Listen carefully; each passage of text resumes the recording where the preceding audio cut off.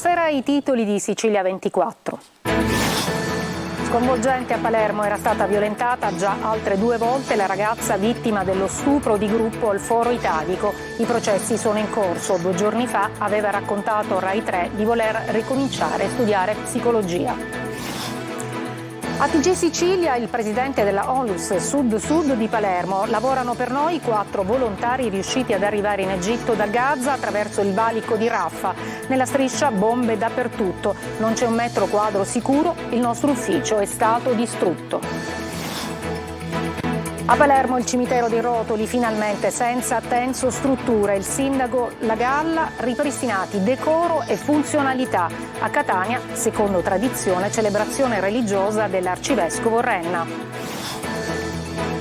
E il degrado del cimitero a Siracusa, erbacce sulle lapidi, la denuncia di chi oggi ricorda i propri cari. Nuova stangata in arrivo, aumentano le bollette del gas, da agosto oggi 3 rincari, altri rialzi previsti nei prossimi mesi. Calcio, il Catania ritrova vittoria e entusiasmo, i 3 punti sul campo del Brindisi puntellano la panchina di Tabiani e restituiscono serenità al gruppo rosso-azzurro.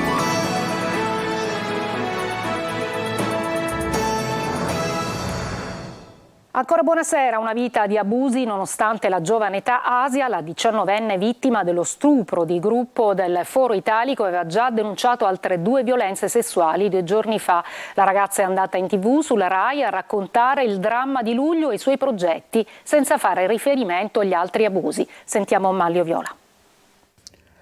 Non 1, ma ben 3 processi per stupro, nei quali risulta essere sempre parte lesa. Asia, la giovane vittima della violenza di gruppo del Foro Italico, è la vittima anche di altri 2 episodi che sono finiti fra le aule di un palazzo di giustizia. Una storia tremenda quella di questa ragazza che sembra quasi perseguitata dal destino, usata dagli uomini della sua vita e non soltanto. L'imputato del terzo stupro di cui si apprende è un suo cugino accusato di aver abusato di lei a giugno dell'anno scorso, un anno prima dello stupro di gruppo del Foro Italico avvenuto nel luglio di quest'anno. Anche in quel caso c'è l'aggravante dell'uso di alcol e persino di cocaina. Quel processo fino ad ora non ricollegato a questa vicenda è già nella fase dell'udienza preliminare. L'incidente probatorio si è svolto a gennaio scorso. Per i fatti di giugno 2022 il pubblico ministero Clio Di Guardo 2 mesi fa ha chiesto il rinvio a giudizio dell'imputato cinquantenne, nonostante il suo legale, l'avvocato Giovanni Di Trapani, ritenga che nel corso dell'incidente probatorio siano emerse incongruenze e contraddizioni nel racconto. I 3 stupri denunciati da Asia sono stati ricollegati fra loro dopo che la ragazza ha deciso di rompere gli indugi e presentarsi a viso aperto in TV ad una trasmissione della Rai. In quell'occasione Asia ha detto chiaramente: "Ci metto la faccia, non ho sbagliato niente". Quella sera, parlando dello stupro del Foro Italica, dovevo vedere un'amica e quando tutto è cominciato sono rimasta perché credevo che Angelo, uno dei 7, fosse un amico, non mi aspettavo mi tradisse.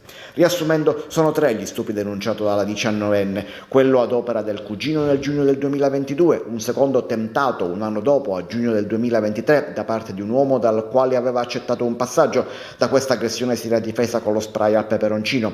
Dopo quella vicenda, racconta la giovane, 3 uomini la minacciarono mentre si trovava col fidanzato in via Roma, ma di questi 3 ne conosceva soltanto uno. Infine, i noti fatti di luglio al Foro Italico, lo stupro di gruppo.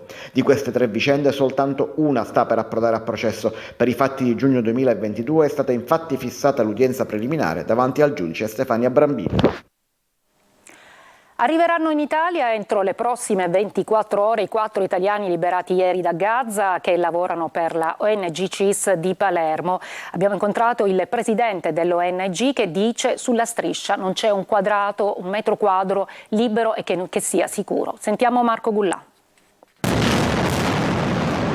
Stanno bene, anche se sono ancora scossi e preoccupati, i 4 italiani usciti ieri da Gaza e che attualmente si trovano in una struttura del Cairo messa a disposizione dall'ambasciata italiana. Cooperano per la ONG CIS che ha sede a Palermo. Hanno rischiato la vita come tutti coloro che in questo momento si trovano a Gaza. Ne parliamo direttamente con Sergio Cipolla, presidente dell'ONG. Ci siamo sentiti proprio qualche minuto fa, quindi sono naturalmente molto provati, come è ovvio che siano, ma soprattutto sono molto dispiaciuti di aver dovuto lasciare la loro attività, soltanto che in questo momento era veramente difficile riuscire a fare qualche cosa.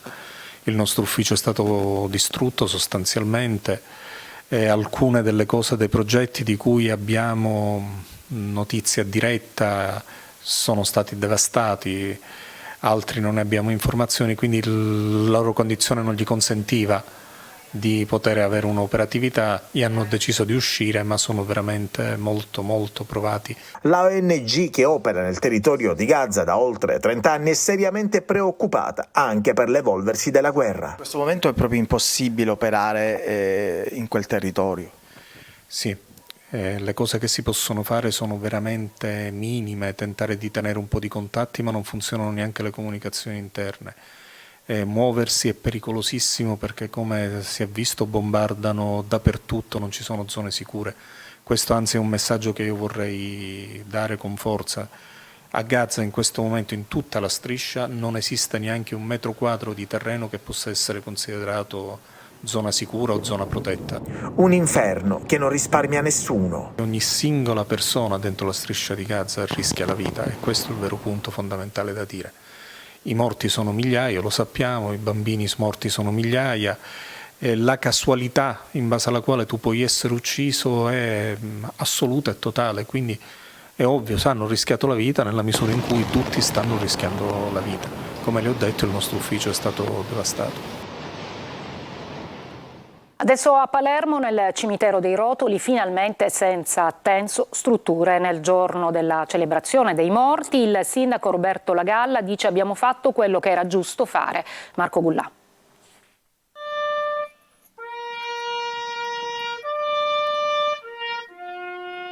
È stato il cimitero icona di una delle grandi emergenze a Palermo. Nel giorno della festa dei morti il cimitero dei Rotoli si presenta finalmente in uno stato più che decente. Non ci sono più le tensostrutture con le centinaia di bare accatastate ormai da tempo. Le bare, che per anni sono rimaste nei magazzini della vergogna, sono state inumate in un campo. Grazie al lavoro dell'assessore delegato, l'assessore Orlando, insieme agli uffici, a Reset, si è potuto intervenire su più aree del cimitero, ripristinando funzionalità e decoro. Credo che abbiamo garantito pietà e dignità delle sepolture. È chiaro che i lavori non sono ancora conclusi, ma su questo l'assessore Orlando saprà essere ancora più chiaro ed esaustivo di me.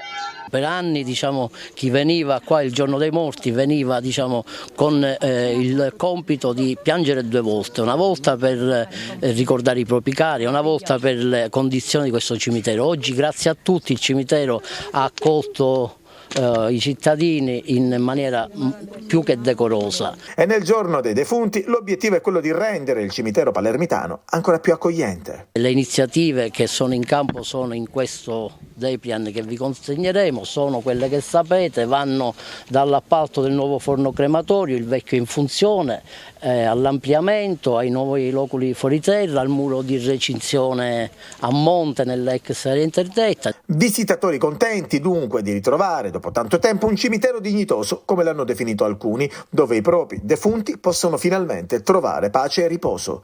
Abbiamo visto che è tutto cambiato dall'anno scorso. Da quando hanno levato poi i morti per strada che li mettevano nel corso, però adesso è più pulita, anche si vedono più organizzate, più pulite, e poi molte cose le hanno abolite. Anche i fossi sulla terra hanno fatto sepolture nuove che prima non c'erano, erano tutte abbandonate. Ora si spera che continuino, ma l'unica cosa che speriamo noi palermitani che facciano la cremazione, il forno crematorio, che non l'hanno mai messo in funzione. O se lo mettono, dura una settimana o forse meno e poi lo chiudono. Commemorazione dei defunti a Catania, secondo tradizione, con la celebrazione al cimitero dell'Arcivescovo Renna, presente anche il prefetto Librizzi, che ha chiesto silenzio per tutti i defunti. Tonino De Mana. È un via vai composto e silenzioso, come la ricorrenza richiede, come lo stesso arcivescovo di Catania, Monsignor Luigi Renna, ha voluto sottolineare per ricordare tutti i defunti, dai caduti in guerra a chi non ha più nessuno che depone un fiore sulla tomba. Una cerimonia sobria e significativa al cimitero di via Acquicella, con migliaia di catanesi in visita al caro estinto per una giornata all'insegna della tradizione. Chi porta un fiore, chi fa una preghiera, chi siede nei pressi della lapide, quasi a far sentire la presenza violenza. È un momento per commemorare, un momento in cui bisogna solo avere un attimo di silenzio e di rispetto per tutti i nostri morti. C'è questo legame forte bisogna sempre mantenerlo. In Sicilia devo dire che c'è trovare ai bambini i doni dei morti significa in qualche modo mantenere sempre viva la loro presenza. Intere famiglie di buon mattino al cimitero, magari dopo che i bimbi hanno scartato i regali che nella notte sono stati portati dai morticini. Contento perché vuole andare a trovare il nonnino che non c'è più. Importante per la famiglia, ricordi, storico, famiglia, importante, no? Bravissimo. Devono capire che la vita comunque è questa e bisogna prendersi anche cura delle persone che non ci sono più. Amministrazione comunale di Catania, rappresentata dall'assessore ai servizi cimiteriali Giovanni Petralia. Un giorno di grande riflessione spirituale, religiosa. Abbiamo effettuato il classico giro interno che viene effettuato dall'amministrazione con la donazione, l'omaggio floreale. Viabilità sotto controllo grazie ad un servizio rafforzato e presidi nei punti nevralgici garantiti dalla Polizia Municipale. Dopo Catania oggi vi raccontiamo il degrado del cimitero di Siracusa, tetti pericolanti, erbacce sulle lapidi e malcontento dei visitatori. Ecco cosa ci hanno detto. Francesco Loi. Fa schifo, perché ci sono delle tombe o delle strade inagibile proprio. I siracusani definiscono così il cimitero. Dopo Catania siamo stati a Siracusa, denominatore comune il degrado. È una vergogna tutto quello che c'è qui in giro, specialmente nei posti dove ci sono le cappelle e i posti rialzati dove c'è tutta la struttura, il cemento armato, è tutto distrutto. Secondo lei qui manca la manutenzione? Qui manca una buona volontà di fare le lavori e le cose giuste per i nostri defunti. Ci sono all'indomani di tutti i santi i cestoni con i rifiuti che tutti pieni. Quando meno in queste giornate che svuotate, no? In questi giorni l'affluenza è decisamente più alta rispetto ad altri periodi dell'anno. La situazione però è sempre la stessa, secondo qualcuno peggiorata. Manca la scala e io mi devo fare tutto un corridoio per andare a prendere la scala e mettere un fiore ai miei. Questa scala l'ha portata lei qui? Questa scala era là sotto.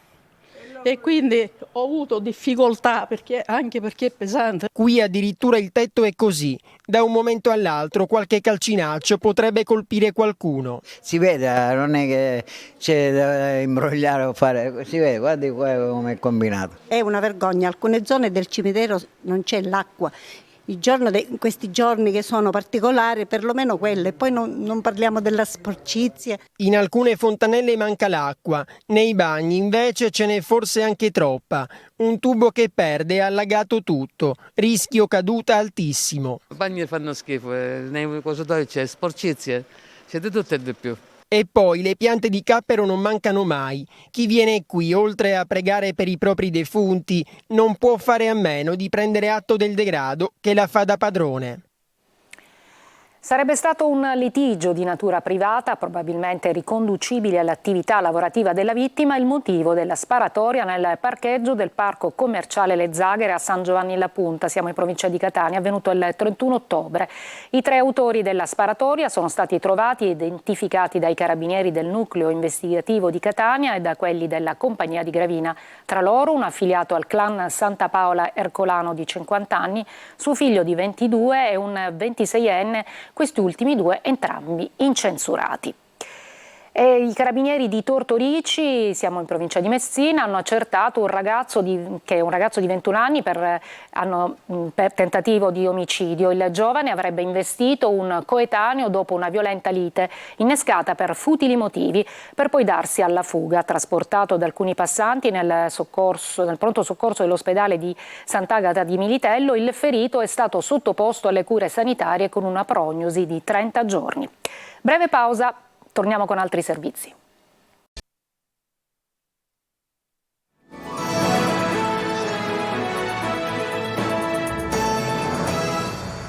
Rimpasso di giunta al Comune di Palermo con la sostituzione di un assessore. Nella squadra del sindaco Roberto Lagalla entra Piero Alongi di Forza Italia, che prenderà il posto di Andrea Mineo, nominato inizialmente su indicazione di Forza Italia e poi transitato a Fratelli d'Italia. Ad Alongi andranno le stesse deleghe di Mineo: Verde, Ecologia e Patrimonio.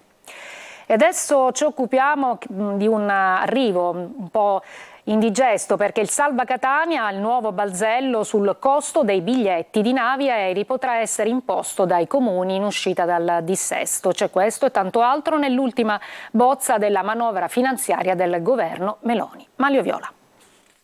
Una volta si chiamava Salva Catania, ora è il Salva Comuni in dissesto in generale e predissesto, e si traduce in un nuovo balzello che inciderà sui viaggi di chi arriva in Sicilia.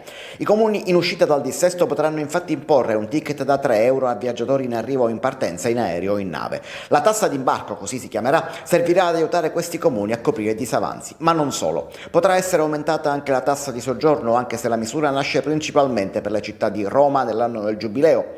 Solo a Roma e a Venezia la tassa di soggiorno potrebbe arrivare in base a questa norma fino a 12 euro al giorno a persona.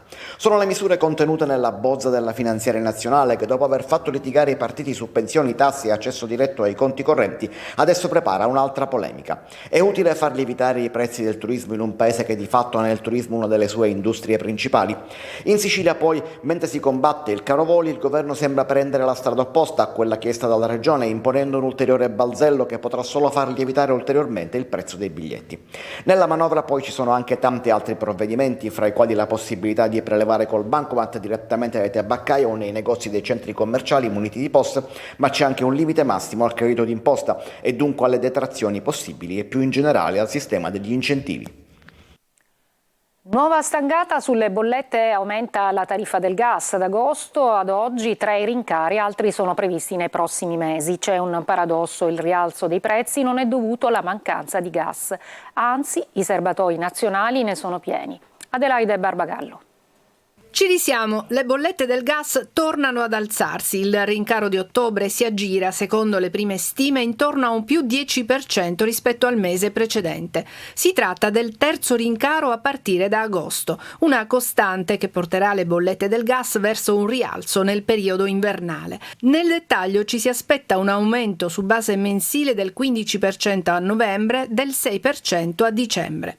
Ma a cosa è dovuto il rialzo? Il paradosso è che non è dovuto alla mancanza di gas.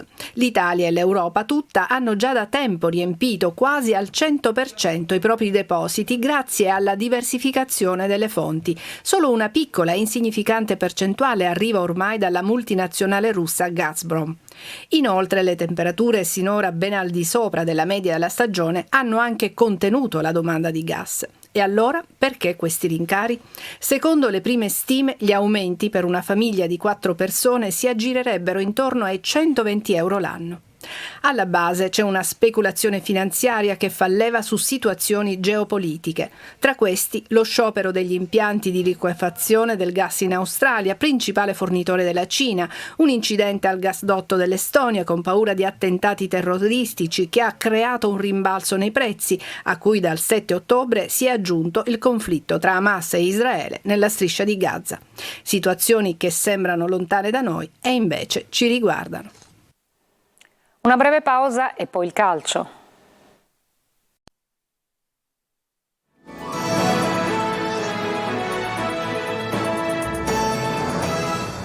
Eccoci al calcio, la vittoria a Brindisi riporta il sereno in casa Catania. I gol di Sarao e Bocic puntellano la panchina di Tabiani, che adesso guarda avanti con maggiore fiducia.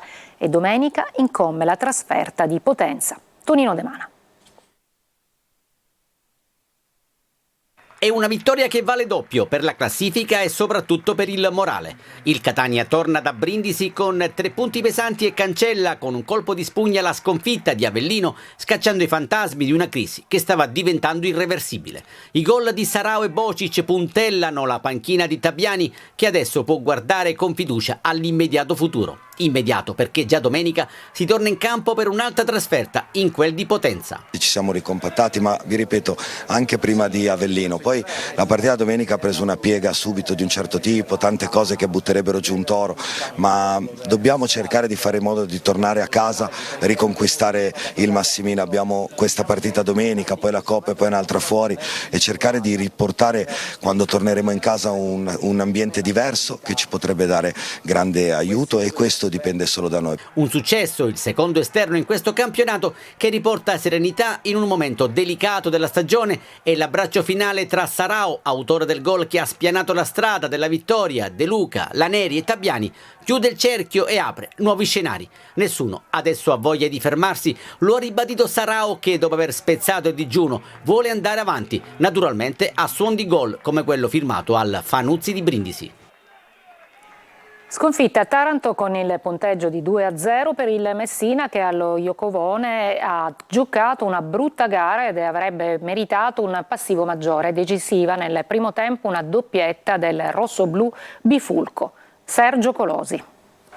Troppo Taranto per un Messina piccolo piccolo, travolto dall'entusiasmo e dalla qualità dei pugliesi, con una cifra tecnica superiore ai giallorossi. Protagonista del recupero della terza giornata Alfredo Bifulco, numero di targa 14 e autore di una doppietta, prima di sinistro e poi di destro, che vale il quarto posto solitario. Bifulco, ben assistito dai compagni Ciance e Canutè e protetto da un centrocampo solido, ha messo a nudo i limiti del Messina, che si è presentato a Taranto con la difesa a 3. Scelte di Giacomo Modica non premiate da una condotta di gara subito a senso unico. Al minuto 15 primo gol di Bifulco, che sul disimpegno morbido di Pacciardi brucia Ortisi con imbarazzante facilità e col piede mancino supera Fumagalli. Ancora Bifulco al 21esimo, che raddoppia di destro dopo aver seminato sulla sua strada avversari come Birilli. Modica toglie Pacciardi e Polito per Cavallo e Lia, con Emmausso e Ragusa in panchina, e torna al classico 4-3-3. La notizia positiva del primo tempo è che il Messina rimane sotto soltanto di 2 reti, perché Canutè e Ciance avrebbero potuto chiuderla. Nella ripresa il Taranto risparmia energie, pensando alla sfida d'alta classifica di domenica contro la Juve Stabia, mentre il Messina non riesce ad incidere. Zunno e Cavallo non pervenuti, Plesce isolato, Fumagalli evita il terzo gol. Entrano Ragusa ed Emmausso, quest'ultimo nel recupero impegna Vannucchi, fino a quel punto in assoluto relax. Il 2-0 di Taranto lascia i giallorossi in zona play-out, compagna di viaggio costante negli ultimi 2 anni e 3 mesi. È tutto per questa edizione, grazie per l'ascolto e buona serata.